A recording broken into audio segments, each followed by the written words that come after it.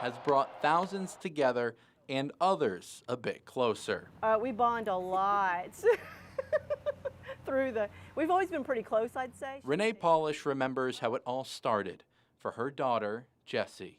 Got the team officially going when I was 5. I remember that Christmas getting Mark Brunell jersey, being really excited. They aren't the only ones who remember the beginning. When I heard that we were getting a football team, I was extremely excited. I'm a big football fan. Larry Williams grew up in New York City. He moved to Jacksonville in the 90s and grew fond of the new tenant downtown. One summer, my wife and I worked at the Jaguar Stadium. It was all tell at the time.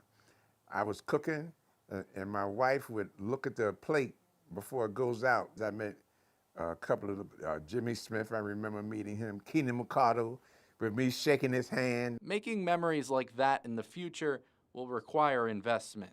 It's popular in some quarters and unpopular in others, and then you got to figure out the finances. For former Jacksonville Mayor John Delaney, who helped negotiate the original deal, it's déjà vu. The town said, we want this team, don't blow it, but don't be ripped off. Delaney got a deal done. 30 years later, the Jaguars have proposed a stadium renovation and entertainment district, splitting the $2 billion cost with taxpayers. If a stadium deal doesn't get done, I hate to say this, but I do think the team will leave. Christy Sweeney is a sports management professor at the University of North Florida. She says Jacksonville can learn from the experience of other cities.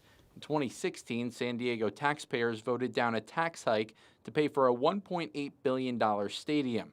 So the team moved to Los Angeles. Really what went wrong is the idea that at some point in time you have to finance the stadium. And taxpayers have to accept that. Taxpayers did in Nashville, approving a $2.1 billion new stadium for the Titans, including $1.26 billion in public funding.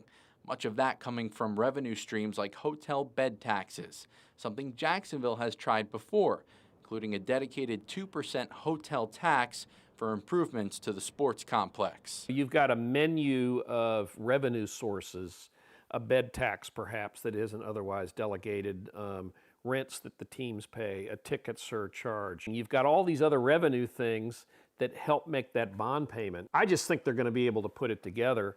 In my dealings with Shad Khan, he's not greedy. He wants to be fair. The Jaguars and Mayor Donna Deegan both say they're looking forward to negotiations.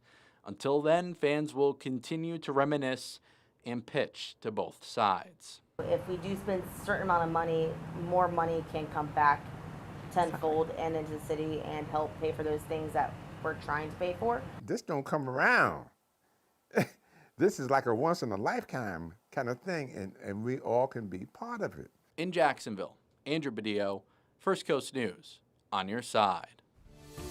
All right, thank you, Andrew.